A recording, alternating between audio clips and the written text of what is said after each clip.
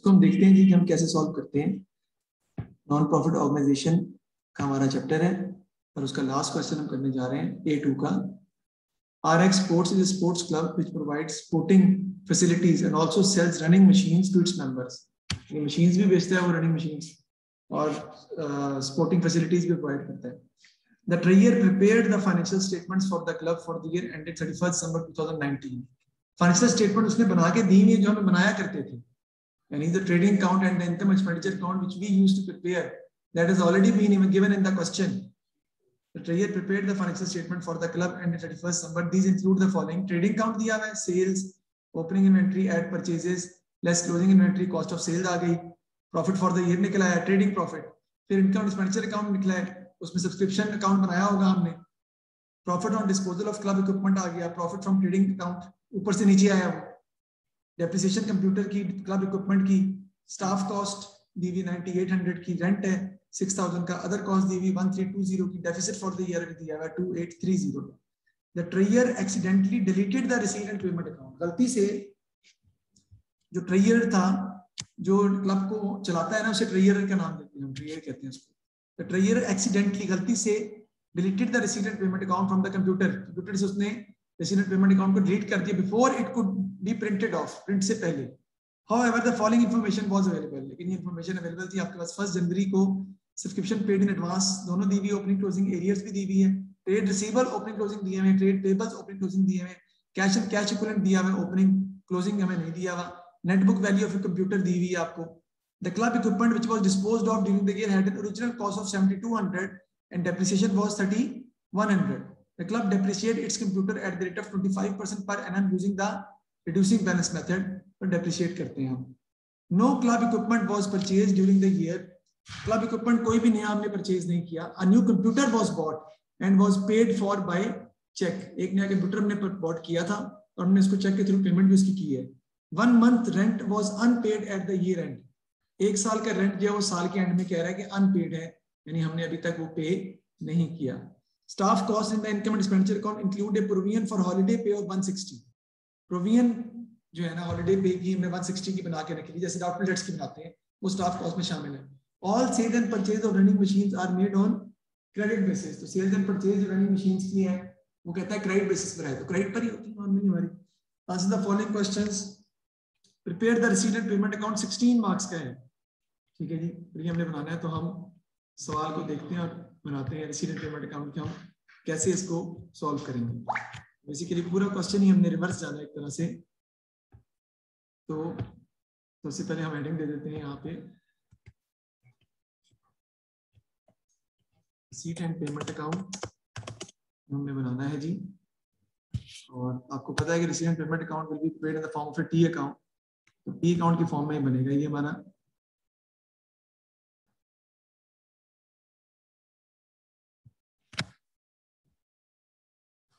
हम डॉलर के साइन डाल लेते हैं जी डेबिट पे, और क्रेडिट पे डॉलर के साइन आ जाएंगे। इधर आपका सबसे पहले आ जाएगा जी ब्रॉड डाउन बैलेंस, यानी जितना आपके पास रिसीट एंड पेमेंट अकाउंट में ब्रॉड डाउन कैश का पड़ा हुआ है वो उसने क्वेश्चन में दिया हुआ है। ब्रॉड डाउन बैलेंस कैश का देखिए, कैश एंड कैश इक्विवेलेंट दिए हुए 1420 की 1 जनवरी 2019 को, यानी opening cash and cash equivalent दिया हुआ है आपको 1420 का, जो कि मैं लिख लूंगा, सारी बातें गिवन है 1420। उसके बाद यहाँ पे आ जाएगा जी आपका receipt from trade receivable. Receipt from trade receivable मुझे लिखनी पड़ेगी, उसके लिए मुझे क्या बनाना पड़ेगा, यहाँ पर एसएलसीए। एसएलसीए बनाऊंगा मैं, एसएलसीए बनेगा तो तभी मेरी जो है वो ट्रेड रिसीवेबल की रिसीट जो है वो फाइंड आउट होगी। एसएलसीए बनाने के लिए आपको पता है बेसिकली हम यहाँ पे क्या लिखेंगे, सबसे पहले आपका आ जाएगा जी ब्रॉड डाउन डेबिट साइड पे, इधर आपका आ जाता है जी कैरेट डाउन। देखते हैं जी ब्रॉड डाउन कितना दिया हुआ है आपको। ब्रॉड डाउन दिया हुआ है जी ट्रेड रिसीवेबल्स का 5200 और कैरेट डाउन है 3740। ब्रॉड डाउन दिया हुआ है जी 5200, कैरेट डाउन दिया हुआ है जी आपको 3740।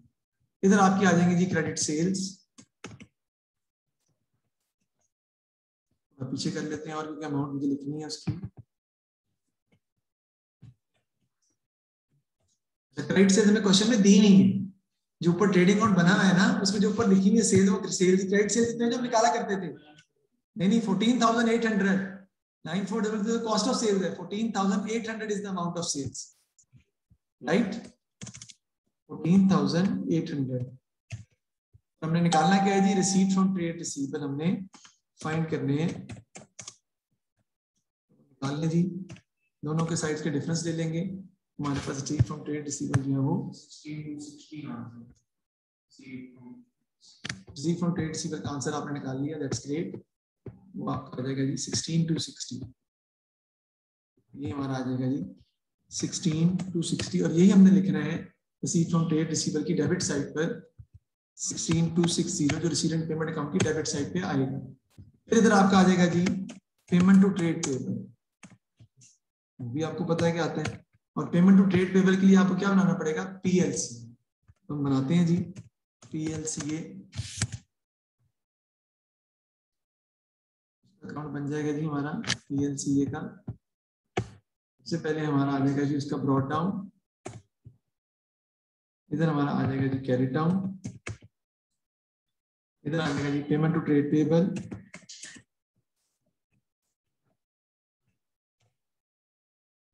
इधर आपके आ जाएंगे क्रेडिट परचेज।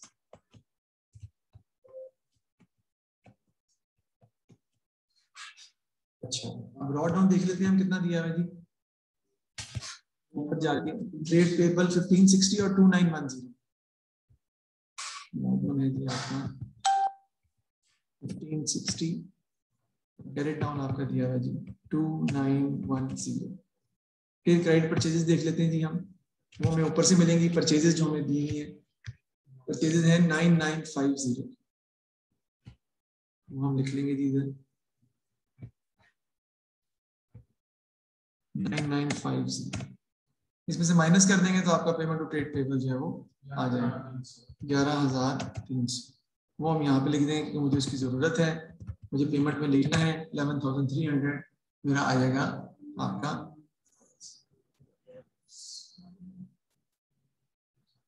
उसके बाद आपका आएगा जी रिसीट फ्रॉम, सॉरी गलत निकला, 8,600 है, ये भी गलत होगा ना, ये वाला ये तो पहले दूसरे कोई नहीं, वो तो कोई बात 8,600, ठीक है। आगे ji receipt from sale of equipment, sorry computer, आपने कंप्यूटर बेचा है उससे पैसे भी तो मिले ना आपको, वो डेबिट साइड पे आने हैं। अब देखिए कंप्यूटर जो आपने बेचा है ना उसका प्रॉफिट कितना हो रहा है 600 का, ठीक है, देखते हैं उसकी बुक वैल्यू कितनी है। बुक वैल्यू उसकी है जी 7,200 माइनस 3,100, इसकी बुक वैल्यू कितनी बनी 4,100। अब इतने का वो बिका कि 600 का प्रॉफिट हुआ है, इसमें 600 ऊपर बिका है, प्लस कर देंगे इसमें 600, उतने का बिका है ना, तभी प्रॉफिट हुआ है हमें। तो क्या आ जाएगा आपके पास 4,700 हमें मिले पैसे, इतने का ये सेल हुआ है जिसका हमें फिर हमें प्रॉफिट हमें रिसीव हुआ है, वो मैं अब इसमें लिख लूंगा receive from sale of computer which is 4,700। ये पैसे भी हमें रिसीव हुए हैं कंप्यूटर के बिकने से। और देख लेते हैं उसके बाद आपके आ जाता है जी सब्सक्रिप्शन रिसीव्ड,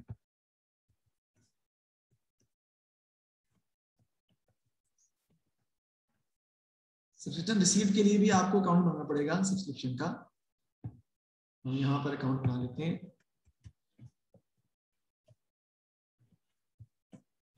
सब्सक्रिप्शन अकाउंट कर लेते हैं जी। तो पता है इसका डेबिट साइड पर आपका आता है जी गुड ब्रॉट डाउन, इधर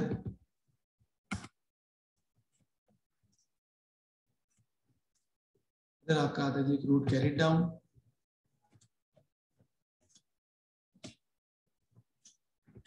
प्रीपेड कैरी डाउन, इधर prepaid brought down,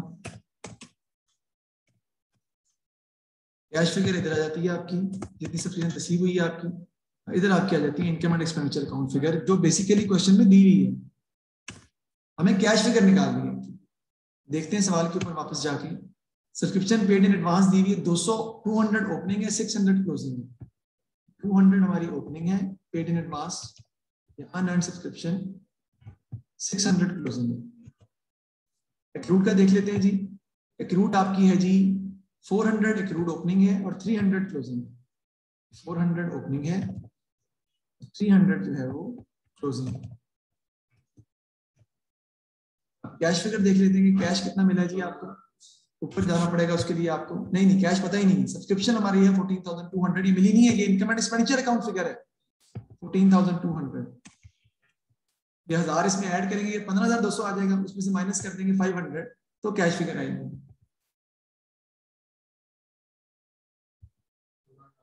14,700 is the subscription received in this year, जो कि आपके रिसीट एंड पेमेंट अकाउंट में आपने लिखनी है। चलते हैं जी। सब्सक्रिप्शन रिसीव के बाद हम अपनी पेमेंट की साइट पर आते हैं। तो पेमेंट की साइट पर अगर आप देखें सबसे पहले, तो आप देखें तो आपकी स्टाफ कॉस्ट है 9800 की, लेकिन उसने कहा कि स्टाफ कॉस्ट में से प्रोविजन है जो कि कितने की है, प्रोविजन कितनी है, हॉलिडे पे की 160, वो नहीं आएगी तो कैश पे नहीं किया आपने, प्रोविजन फॉर डाउटफुल डेट्स, उससे कैश में फर्क नहीं आता। 9800 माइनस 160 करके स्टाफ कॉस्ट लिखेंगे। स्टाफ कॉस्ट लिख लेते हैं हम 9800 माइनस 160 कितनी आती है जी,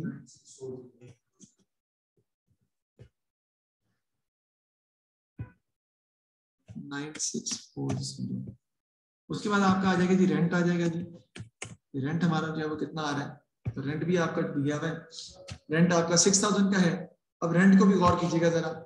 रेंट वो कहता है कि नीचे कहता है 1 मंथ रेंट जो है ना वॉज अनपेड, वो पे नहीं किया, तो हमें रेंट जो ऊपर दिया हुआ है ना वो 6000 दिया हुआ है, 6000 12 महीने का है, 6000 12 महीने का है।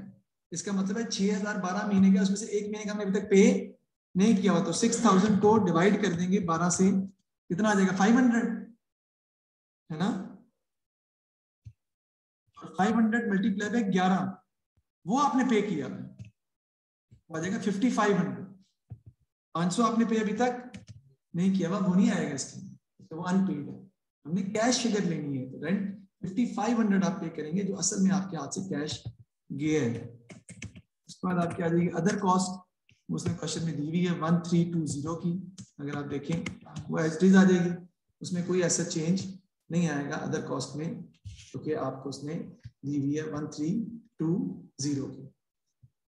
क्लब इक्विपमेंट डिप्रिशिएट हो रहा है वो कह रहे हैं, तो क्लब इक्विपमेंट जो है वो आपको ओपनिंग तो दिया ही नहीं हुआ मेरा ख्याल है, कुछ भी नहीं दिया हुआ क्लब इक्विपमेंट का ओपनिंग, वो सिंपल है, डिप्रिसिएशन ही हुई होगी, उसके अंदर नया हमने खरीदा ही नहीं, कंप्यूटर हमने जो है वो नया खरीदा है, अब वो हमने निकालना है, वो है असल सबसे मुश्किल पॉइंट इस सवाल का, सबसे मुश्किल। अच्छा वो क्या है देखो यार जरा, हमें कंप्यूटर इक्विपमेंट की ओपनिंग कितनी दी हुई है 4800,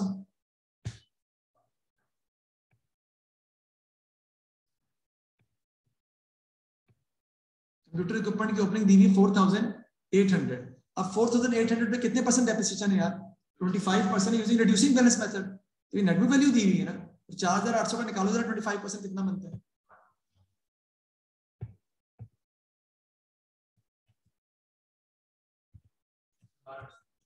$1200। आपकी डेप्रिसिएशन कितनी होनी चाहिए 1200। आप जरा गौर करें, अगर हम हमें क्वेश्चन में डेप्रिसिएशन दी हुई कंप्यूटर की वो कितनी दी हुई है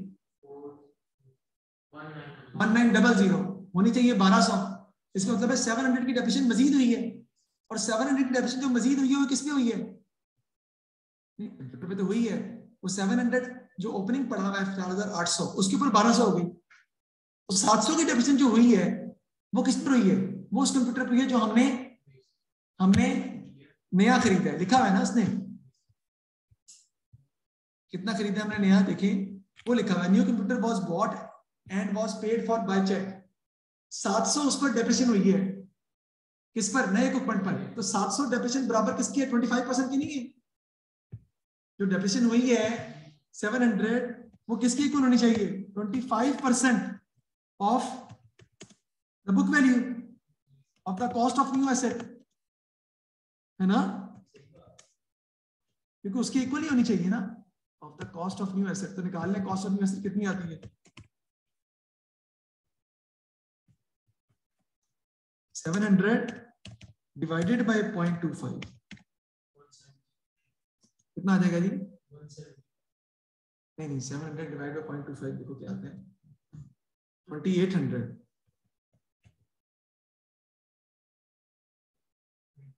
2800 का हमने वो ऐसा नया परचेज किया है जो हमें यहाँ पे लिखना है किस नाम से, परचेज ऑफ कंप्यूटर के नाम से। That is the most difficult point. Purchase of computer कितना आ जाएगा, 2800, समझ आई? अब 4800 पे डेप्रिसिएशन हुई है 1200 और 2800 पे डेप्रिसिएशन हुई 25%, 700, 1200, 700, तभी उसने लिखी वहां पे 1900 लिखी, क्योंकि इस 1900 में 4800 के ऊपर डेप्रिसिएशन हमने ली है, वो 1200 आती है, और इसी के अंदर 700 डेप्रिसिएशन मजीद हुई है जो किस पे हुई है, हमारी नई एसेट पर, प्लस 700 वो नए एसेट पर डेप्रिसिएशन। उसके तरीके से हमने इसको रिकॉर्ड जो है वो 1900 हमारा टोटल जो है वो आ जाएगा। समझ आई बात को? तो ये हमारा रिसीट एंड पेमेंट अकाउंट हमारा बना है। अब इसके टोटल करते हैं हम, और हम देखते हैं कि हमारा बैलेंस कैरी डाउन कितना आ रहा है जी। टोटल करें जी,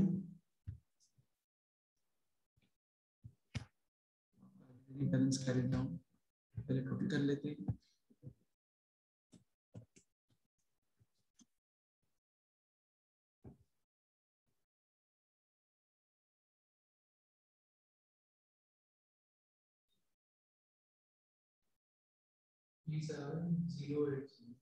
टोटल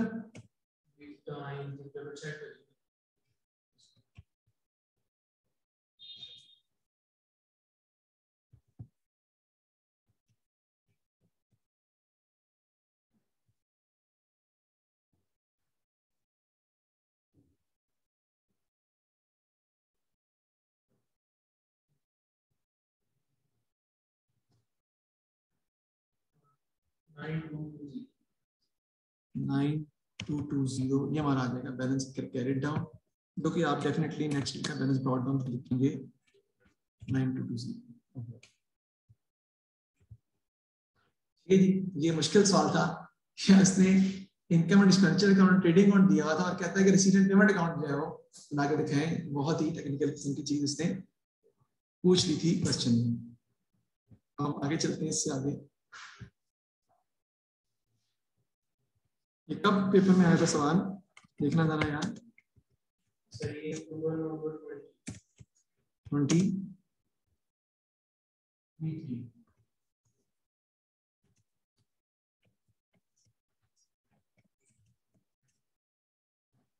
जी। आगे देखते हैं जी, अब हम आगे मजीद क्वेश्चन में क्या पूछ रहे हैं वो हमसे। इसको बता देता हूँ